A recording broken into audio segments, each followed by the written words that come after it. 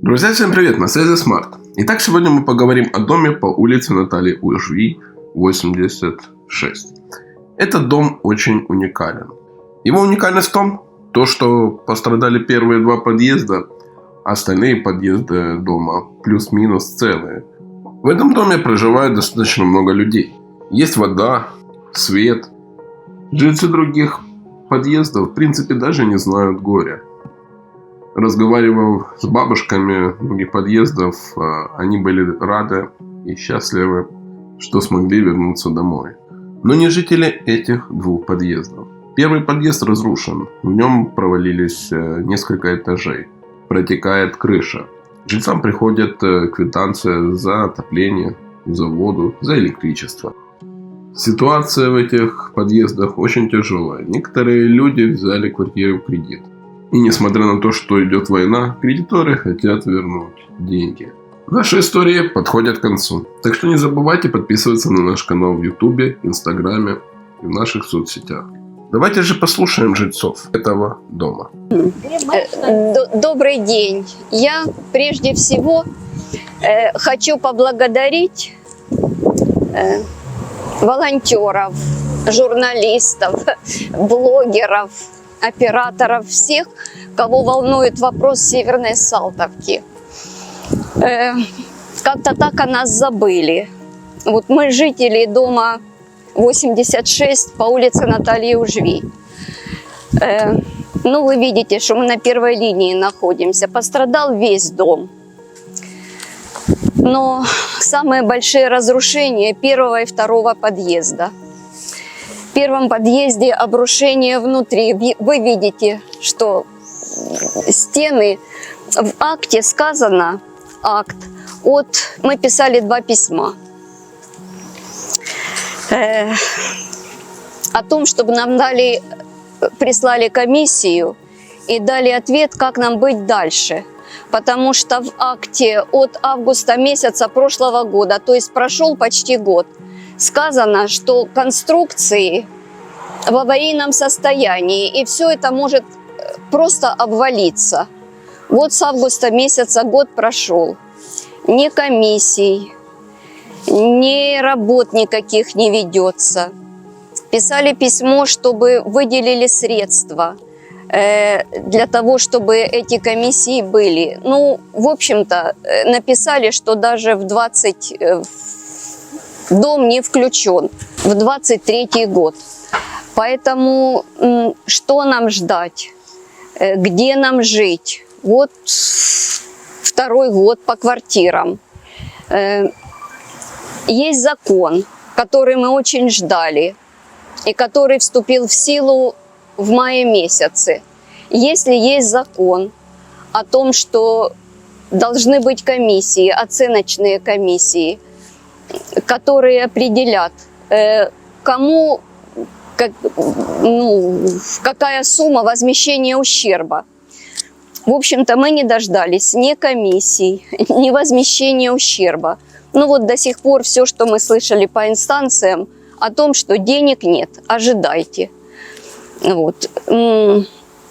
Вот это вот, пожалуй, как бы вот самый больной вопрос, а что дальше? И еще я хочу вот что сказать. У нас есть люди, которые взяли кредит. Нету квартиры, нету ничего в квартире. Но банки требуют возмещения, возврата кредита. Вот как бы этот вопрос тоже надо поднимать. Вот, и на уровне города, и, может быть, на уровне государства. Потому что люди остались без жилья, без имущества, без работы, без всего. Ну вот как бы, может, кто-то добавит. Нас лякає необізнаність. Ми не знаємо, що нам чекати і коли займуться нашим домом.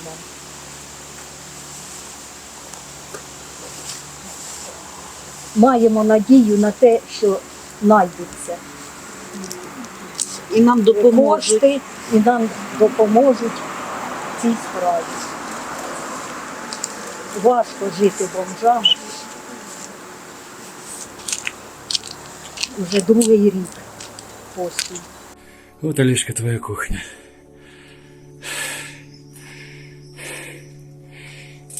В кухне забирать нечего, все выгорело. Идем в санузел. Это микроволновка сгоревшая. В санузле машинка сгорела. Водосушитель оборвался. В туалете водогрейки. Хана. И вон тоже ничего нету. Как видишь, все очень печально. И в кладовке тоже ничего нет.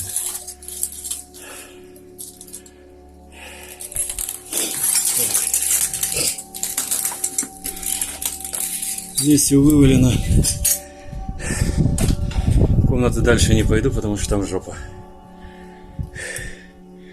Личного пролета нету. Все, кирдык. Олежков, тут делать нечего. Хотелось бы узнать, по какому принципу идет распределение. Вот в этом доме будет комиссия, а в этом нет комиссии. В этом есть комиссия, а в этом уже год нет комиссии. По какому принципу это идет?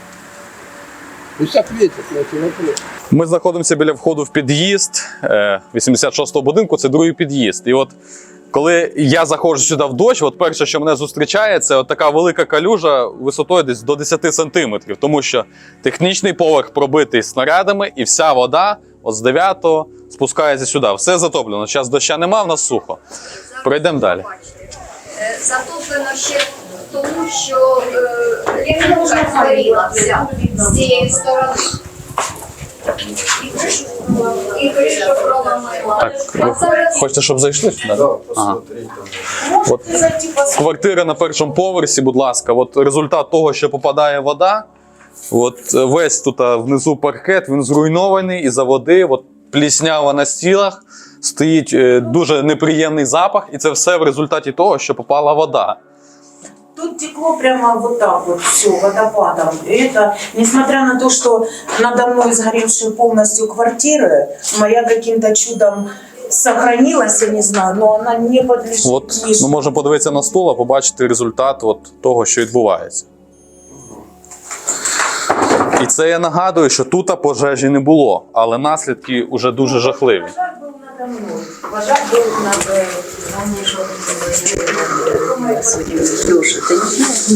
Ліфт, значить, відповідно, це все не працює з перших днів війни. От. Ні світла, нічого немає. Нагадую, що в будинку стоїть не дуже приємний запах, тому що волога дуже висока, і це все тако, на стінах воно залишається. Ми зараз знаходимося на третьому поверсі нашого 9-поверхового будинку, і пожежа почалася саме з 3-го поверху і по 9-й. Тут люди вже забили свої будинки, але якщо звернути увагу сюди, видно результат попадання снаряда і, звичайно, пожежа. Це саме та квартира, про яку я розповідав, що люди робили ремонт, але, на жаль, все згоріло. Також можна побачити, що все в нас закопчено із-за диму, із-за пожежі.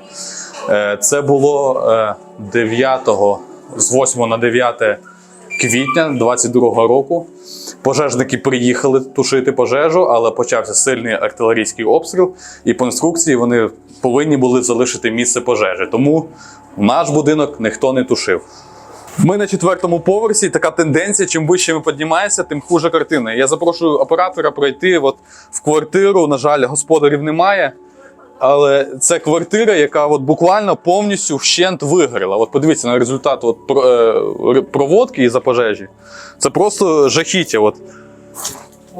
От на місці господаря я би тут без сліз не міг би дивитися. Картина жахлива. От підлога, тут навіть небезпечно ходити. І я навіть не впевнений, що от подивіться, що це на мене зараз не впаде. Тобто, от така ситуація в багатьох квартирах 76-го будинку.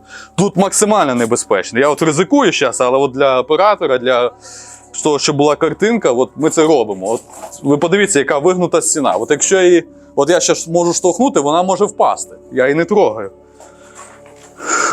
От оце звичайні люди, які жили тут. От ми бачимо, консервацію складували, тут у них каструлі. У них все в житті було добре до 24 числа. От результат пожежі і обстрілу. От на ваших очах. Ну, все тільки.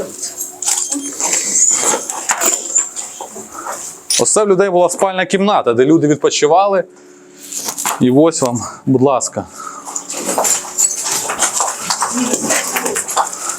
Ну, все, що змогли зробити, це забити. І на тому дякуємо, але, на жаль, цього недостатньо. Треба більш важливі дії, треба робити щось радикальне. Тому що от, ну, про яке життя ми можемо говорити ось в таких умовах. Це жахіття, це жахіття. Тому хочеться, щоб... Приїхали стіни до сусіднього під'їзду. Також прошу звернути увагу на оцю от щель. Якщо б я був трішки худіший, я буквально зміг би зараз залізти до сусідів, я б спілкуватися з ним, але їх там немає. Тобто стіни розходяться, це говорить про те, що будинок руйнується, і це дуже небезпечно. Ми ходили там по лестничним проходам, і вони теж всі сипляться. Тому знаходитися тут максимально небезпечно. Тому ми просимо знов-таки, щоб були якісь дії. От оператор, будь ласка, камеру туди, і ми можемо наблюдати сусідню квартиру через оці всякі... І ще. Не опирайтесь на Да. Ми ходимо по попілу, по гвоздям, по стеклу, по дуже гострим предметам, тому, будь ласка, обережно.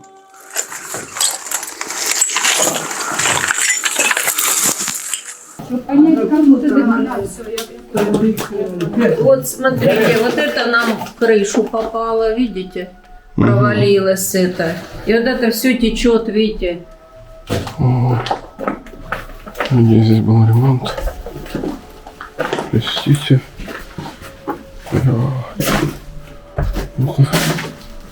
Вот это все течет. Квартира. И ремонт.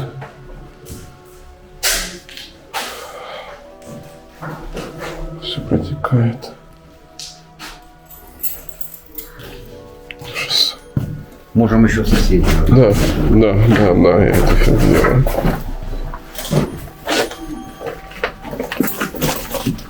Молодой человек, там вот тут крышу пробило.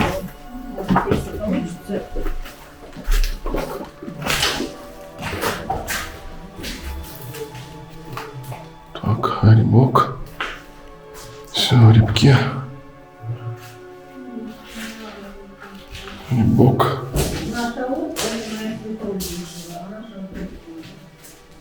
Как это все выглядит? Ключи есть технично? Нет. А он, наверное, там открывается. Вот. И тоже был ремонт. Все заливает. Как это все выглядит. Везде грибок.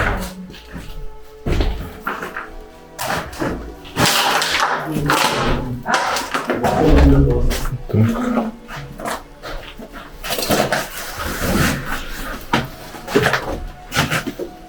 Саша.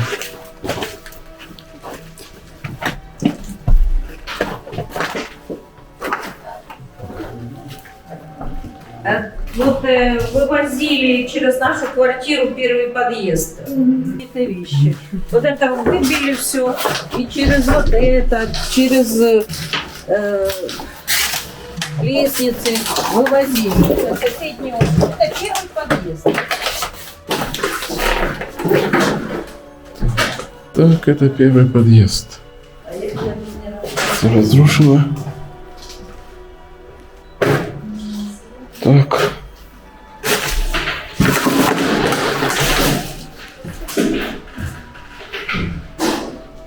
Сделали проход.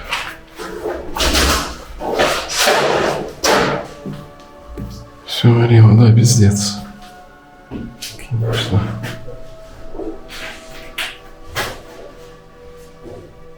Аккуратнее.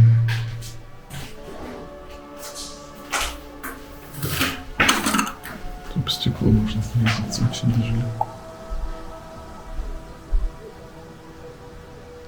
Так вот трещины пошли. трещины в плите. Такой вот. Посмотрим на 9-й этаж первого подъезда.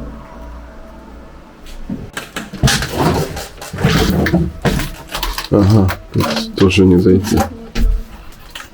Вот жесть. Все бело. Очень страшно. Здесь живут жильцы. Новые. Да, туда, но не хочет уходить. Она видна это. А тут все такой у них прям дом залит.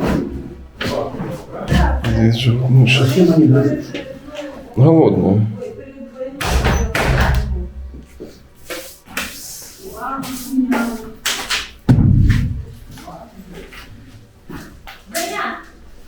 Мыши.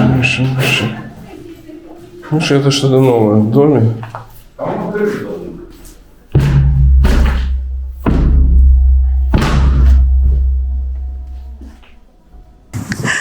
Когда-то давно, еще до войны, наша северная Салтовка была самым красивым и самым светлым микрорайоном города. А сейчас разбитые гаражи, сгоревшие машины, там за гаражами поле, перепаханное снарядами, и ни одного уцелевшего дома.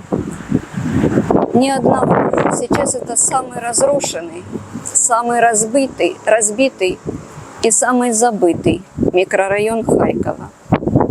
Люди оказались один на один со своими проблемами и со своей бедой. Наш дом Натальи Ужвей, 86. Он так же, как и остальные, пострадал от российской агрессии. Но больше всего пострадали первый и второй подъезды. Первый подъезд, там обрушение внутри. И мы даже не сможем туда зайти, потому что в любой момент вот это все может обрушиться. 9-й, 8-й, 9-й этажи, они просто висят над пропастью. И плюс еще пожар. Я знаю, что есть здесь семьи, которые вот незадолго до войны купили квартиры, купили в кредит. И сейчас остались без жилья, без имущества, без работы. Но они должны по требованию банка этот кредит возвращать. Это еще одна проблема, которой, я не знаю, на каком уровне и кто должен заниматься этой проблемой. Второй подъезд.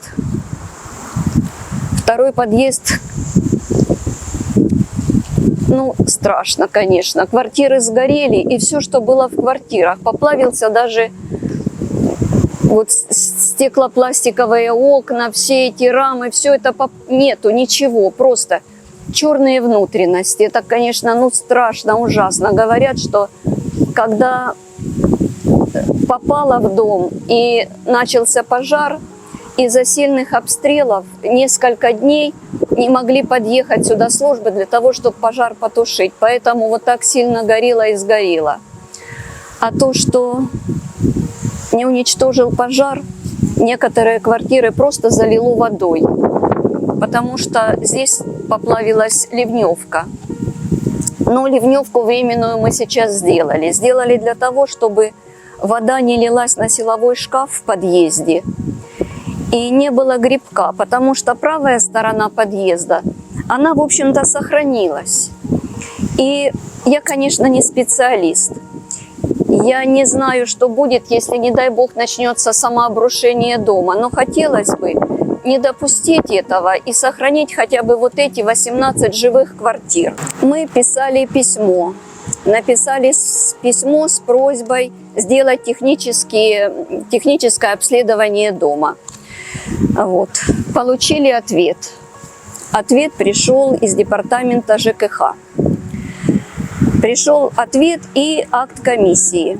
Значит, одной из характеристик вот в акте есть такое. Зовнішні несучі стіни існує ризик прогресуючого обвалення частини будинку. І висновок комісії.